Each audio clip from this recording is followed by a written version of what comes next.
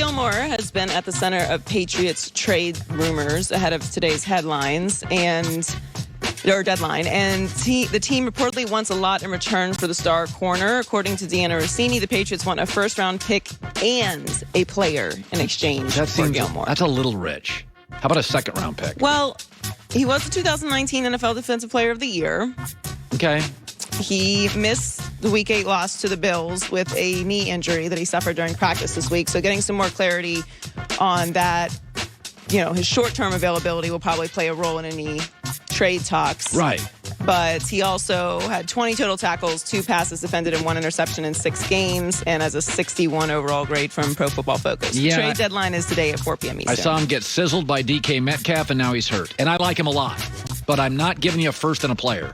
Well, the other issue that I think might be at play here is people may just be finally catching on to what Belichick is usually up to with these trades. Like, he is the 2019 Defensive Player of the Year, but what Belichick does is moves off of a player a year early. If I was a really good team, I'd give you a second if he could play this year and next for me. Because I think I'm going to get his leadership, his toughness. He'll make tackles. I would give you a second. I don't think you can, in the second round, get a player that will be as influential as he will for a year and a half. Right. And that's what I do. I give you a second rounder, but I'm not giving you a first and a player. There's no way I'm doing that. This is his lowest grade, I think, Joy, in a long time for PFF. Lot. That's a lot. That's what you give.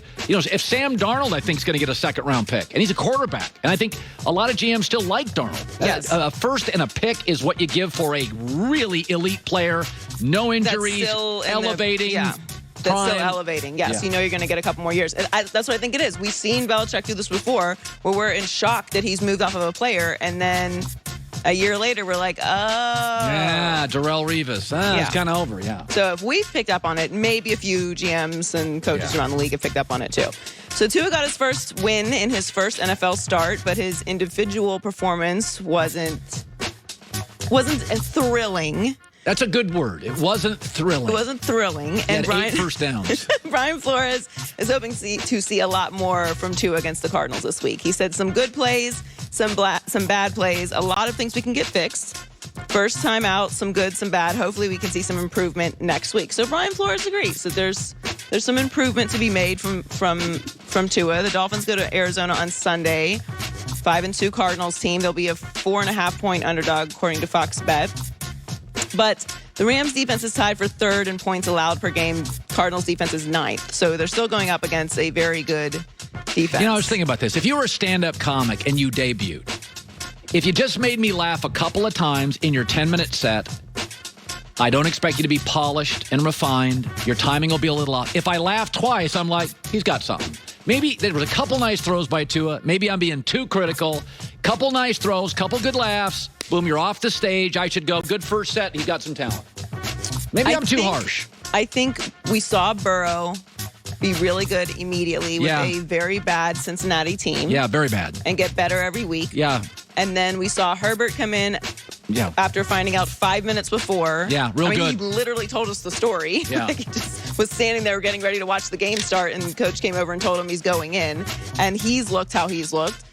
And that's them's the breaks. Like, you're going to get compared to your peers. That's how this game works. Yeah. And it's a competitive space. So I wasn't disappointed in what I saw from Tua. I think we're just comparing him to what we've seen from the other rookie quarterbacks in his class, and that's completely fair. I expect to see more from him this week. I expect him to let him kind of play a little bit more. He was a little bit protected. I can't wait to watch the game. Like, this whole Tua thing to me is I cannot wait to watch Miami, Arizona. This is a perfect game for you. You love watching Kyler Murray, and I love watching. It really is. It'll be one of my favorite games this week. It's still a very good defense, so it'll be very interesting. The Cowboys are 2-6.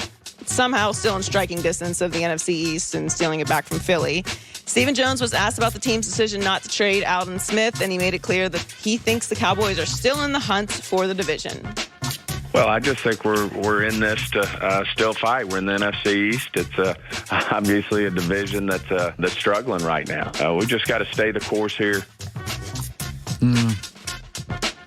Stay the course? Yeah, I'm going to disagree with the family, the Jones family. I'm on the other side of the Jones family's opinion. I'm gonna have to go. I'm gonna take the other side as well. Yeah. They are 2-6. Obviously, Philly is at the top of the division now at 3-4-1. They're 2-6. Washington is 2-5. Okay, but they don't have Dak. And their offensive line now is all backups. It's over. Let's just honestly, when Dak went out, the season was over. Like, you don't have your franchise quarterback. This should be a situation. You should look at every situation as an opportunity, right? They got a break, actually. Dak is out, so now you know that the season is going to be a loss. So start making moves for the future. Let me ask you this: does anybody in Dallas, Cowboy fan, does anybody think this is a Super Bowl team? Does anybody think this is a team capable of winning a playoff game? The answer is clearly no. Right. So when Dak gets hurt, you're like, okay, that's really bad. Let's make the most of it. Let's sell everything by Tuesday. And so when Dak comes back, we've got a right guard, or we've got a center now we like. We traded a wide receiver. We got 4 more picks. Like, you got to take, the old lemon lemonade thing. Like, you got a really bad break with Dak. So your fan base acknowledges. Everybody in Dallas knows, hey, it's a lost year. Right. Sometimes in the economy, it's like, ooh, COVID. It's going to be a bad year for the economy, right? So you figure it out. You just try to survive. You bail water with Dallas, get a bunch of draft picks. You have an opportunity to actually rebuild and not have the fan base hold it against you, because that's really what it's about, right? The rest of the league is very aware that you're not a good team. You're not playing well. You clearly aren't buying into what's happening this year, and you lost Dak. So no one is actually going to hold it against you if you reset this year. Sometimes, to your point, that's just what it is. It's just a reset year. That's why I was so adamant about Tua playing this year. Because, yes, the Dolphins are playing well, and they're 3-3, and Fitz is playing well. Don't get caught up in the moment of this. You need to find out what you have in Tua. Now, obviously, these are two completely different situations. However, you look at what the Dolphins are doing and look at what the Cowboys are doing. Yeah. Think macro, and the Cowboys are not. What are you worried about winning this division? What does that mean? It doesn't mean anything. You're not capable of winning a playoff game if you did, and you're not nearly as good as the Giants this morning, who get better every week, and you're not. And the Giants are better this morning, and the Eagles are better this morning. And that's in the worst division in football. So even if through some freak happenstance you win the division, what did you accomplish? Did you make the fans happy? Did you move for the future? You don't have Dak. Yeah.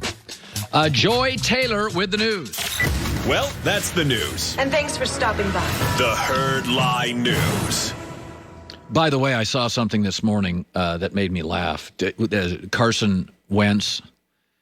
If you go look at the 3 leading receivers for the Philadelphia Eagles this morning, I'm going to list this: Travis Fulgham, Greg Ward, and Richard Rodgers. I'm not playing a soundtrack, a laugh track, but that's their 3 leading receivers. Once again, Doug Peterson was at a press conference. He was at a press conference yesterday, and a reporter, for the second time, asked Doug Peterson if you're thinking of replacing Carson Wentz. Sound? About sitting Carson after that 4th turnover. I'm wondering what your philosophy is when it comes to that sort of thing, and what the threshold is for you. Yeah, listen, Carson's our starter, and got a lot of trust and faith in him that he can get the job done, and by no means was I in a position to make a decision or make a move, and Carson understands that he has to get better. He's mentioned that, he said that, and we move forward. I want to give you a heads up on something. Do you know who the leading wide receiver in the NFL is since week 4? Travis Fulgham.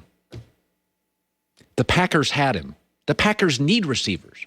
The Packers had them with Aaron Rodgers. And they're like, no, you can't play. Carson Wentz has made Travis Fulgham since week 4 the leading NFL receiver. And people in Philadelphia are like, how can Carson Wentz not make Boston Scott and Greg Ward better? Oh, you got to be kidding me. Philadelphia media, come on, get it together.